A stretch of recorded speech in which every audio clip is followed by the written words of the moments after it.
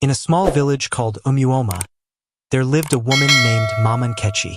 She was known for her big eyes, loud voice, and her tasty soup. People said her soup was so sweet that even stubborn children would beg for more. Her husband, Papa Nkechi, was a tall man with a big belly. He liked to sit under the mango tree and tell stories. But there was a big problem. Papa Nkechi was a very wicked man at home. He would beat Mama Nkechi for no reason. He would eat all the food and give her nothing. Sometimes he would bring other women to the house and tell Mama Nkechi to sleep outside. One day, Mama Nkechi was crying behind her hut. Her best friend, Auntie Amara, came to talk to her. "Why are you crying again?" Amara asked. "My husband has not given me money to buy food for 1 week. And today he brought another woman to sleep in my room," she said with tears in her eyes. Auntie Amara looked around, then whispered, "Do you want him to stop?" Mama Nkechi wiped her face. "Yes, but how? There's something I heard from an old woman in Abalo village. If you cut off a man's manhood and use it to cook soup, he can never cheat or beat you again." Mama Nkechi's eyes grew wide. "Is that true?" Auntie Amara nodded. "But it must be done at night when he is sleeping. And you must cook the soup before sunrise." That night, Mama Nkechi sharpened her small kitchen knife. She cooked yam porridge and added pepper to make Papa Nkechi sleep well. He ate and snored like a frog. Slowly, she tiptoed into the room. She raised the knife. She closed her eyes. Mama Nkechi's hands were shaking. Her heart was beating fast like a talking drum. Papa Nkechi was still snoring, turning from one side to the other. She whispered to herself, "God, forgive me." Then chop. Papa Nkechi screamed, "Yee! My thing oh! My thing oh oh!" Blood splashed everywhere. He rolled on the floor, crying like a baby. Mama Nkechi quickly picked up the manhood, wrapped it in a black nylon bag, and ran to the kitchen. She poured water into her biggest pot, added red oil, pepper, crayfish, Maggi, and the meat. Meanwhile, villagers heard the scream. They came running with lanterns and sticks. Auntie Amara rushed in too. "Where is he? What happened?" someone shouted. Inside the kitchen, Mama Nkechi was stirring the soup. Her face was calm like nothing had happened. Outside, Papa Nkechi was lying on the ground, holding his wrapper, blood all over. "She has killed me. Mama Nkechi has cut off my manhood," he cried. When the villagers saw what happened, they didn't know what to say. Some people were angry. Others whispered, "Well, he deserved it." Then Mama Nkechi came out of the kitchen. She was holding a bowl of soup. "Who wants to taste it?" she asked with a strange smile. The people moved back, shocked.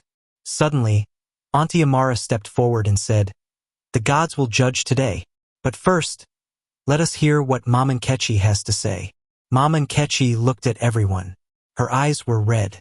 "He beat me every day. He gave me no money. He brought other women to our house. I begged and cried, but nobody helped me. So I helped myself."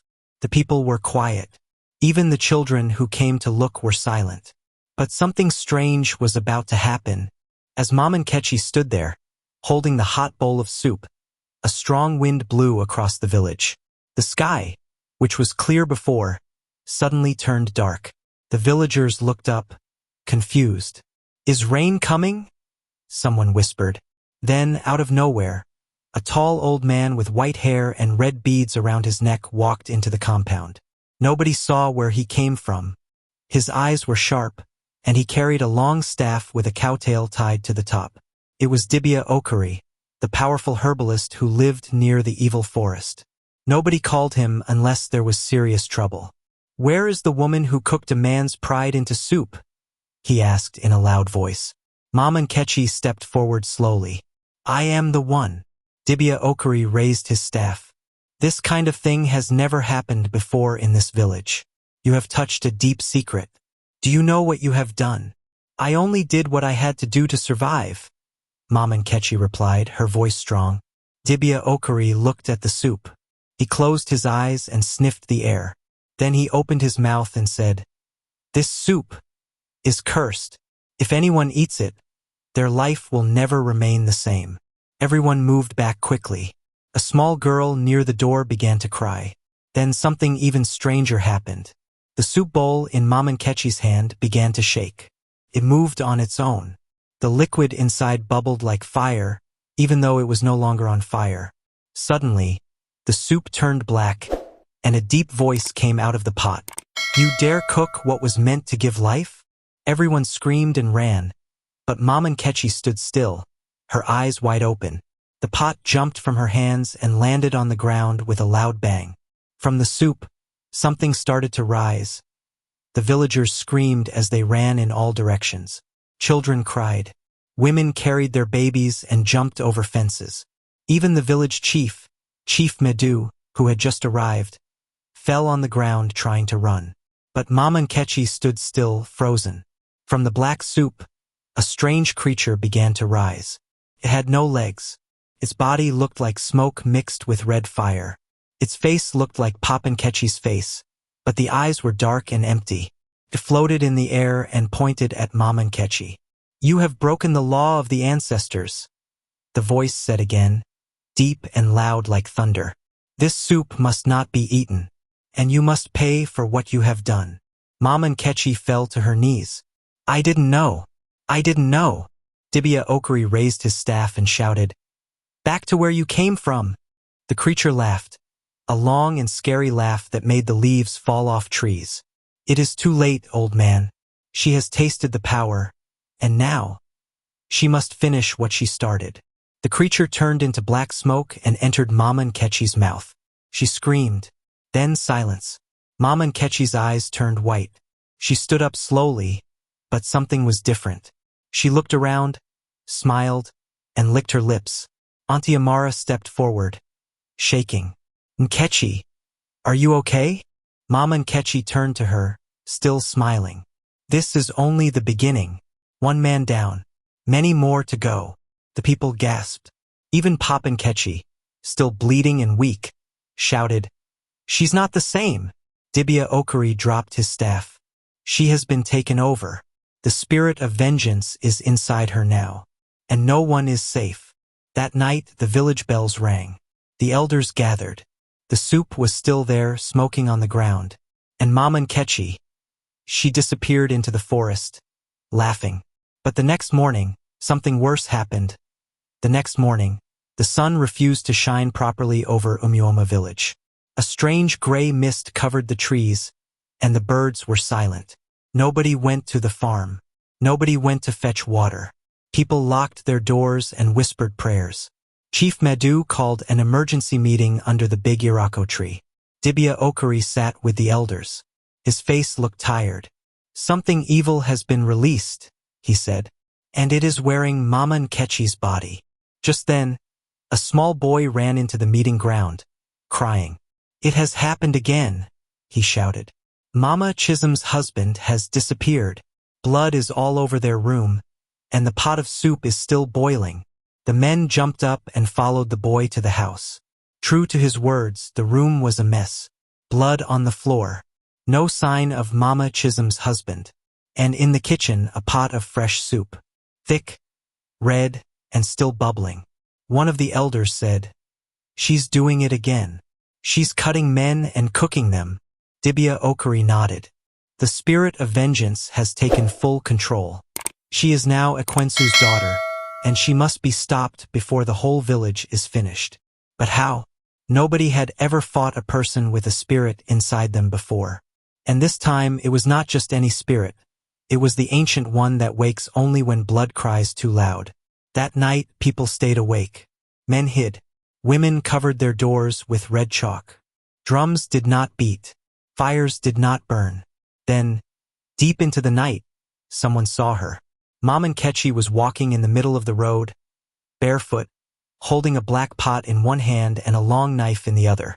Her eyes were white, and her lips were moving, like she was singing something only the dead could hear. A hunter named Obina grabbed his bow and arrow. "If no one will stop her, I will." But as he raised his weapon, Mama Nkechi turned to face him and smiled. Obina the hunter aimed his arrow at Mama Nkechi, his hands shaking. He was brave, but this was not a wild animal. This was something deeper, something evil. Mom Nkechi stood still in the middle of the road, her white eyes glowing in the dark.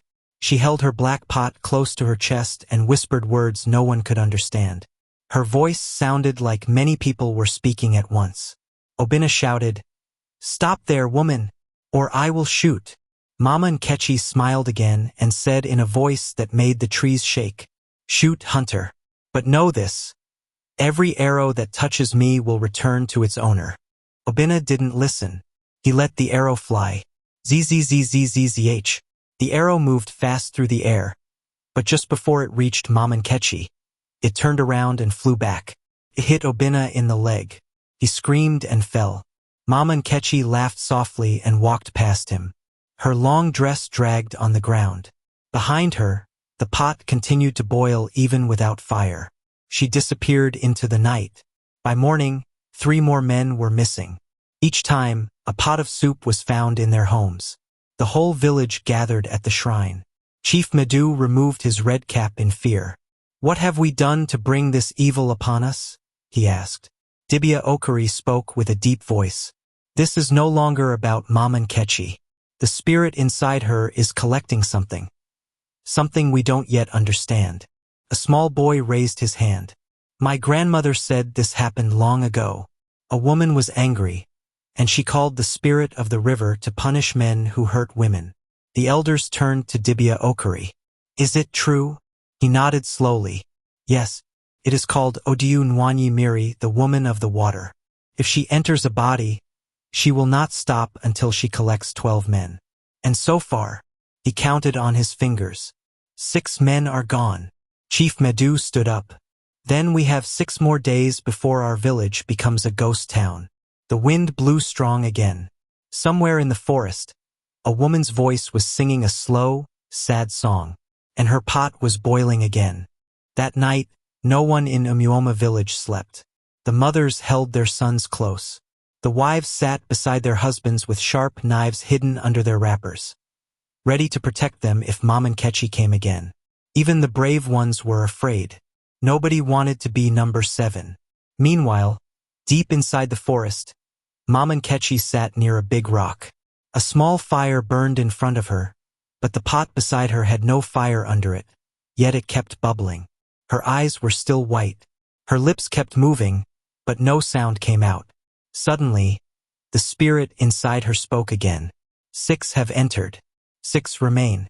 When 12 are complete, I will rise fully, and no man shall rule again. Mama Nkechi nodded, as if the voice was her friend. Back in the village, the elders called Dibia Okari for a secret meeting. "We must stop her before the 7th man is taken," said Chief Medu. "What do we do?" Dibia Okari looked at the moon through the window. "There's only one way. We must find her daughter." Everyone looked at him in shock. "Her daughter?" one elder asked. "But Nkechi's daughter ran away years ago." "Yes," Okari replied. "She ran away after her father beat her one night. That same night, Mama Nkechi cried at the river and made a secret promise to the water spirit." "What kind of promise?" "She begged the spirit to protect her daughter and punish any man that brings pain to women. That's how the spirit entered her." Chief Medu stood up. "So the spirit is using Nkechi to finish the promise." Dibia Okari nodded. "And only the daughter can break it." The elders sent 2 young men to search all the nearby villages. Meanwhile, the next morning, the village woke up to a loud scream. Someone had found the 7th pot. It was outside the palace gate, and next to it was the king's crown, covered in blood. The scream shook the whole village. People came running from every corner of Umuoma, barefoot, some with sleep still in their eyes. When they reached the palace gate, what they saw made their legs weak. The king's crown, red and dripping with blood, sat beside a black pot that bubbled even without fire. Smoke rose from it, forming strange shapes in the air. The smell was thick and bitter. Chief Medu dropped to his knees. "The king, is he gone?" Nobody answered. Suddenly, the palace doors flew open, and the king's guards ran out, their faces pale. One of them stammered, We searched everywhere.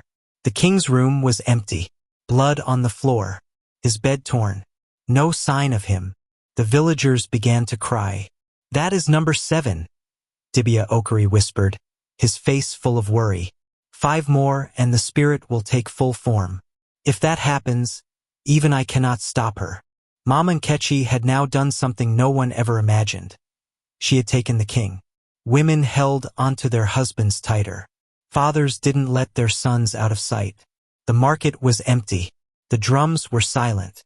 But in a small village far away, a young woman named Adaora was pounding yam in her auntie's kitchen when a stranger arrived. He wore a red cloth and held a long walking stick. He looked tired but strong. "Are you Adaora, daughter of Nkechi?" he asked. Adaora dropped the pestle. "Who's asking?" The man bowed. "Your mother is not who you think she is. She made a promise to the river spirit, and now that spirit is using her to harm people. 7 men are gone. The king is missing, and only you can stop her." Adaora's eyes widened. "My mother?" she whispered. "But I haven't seen her since I was 10. She told me to run and never come back."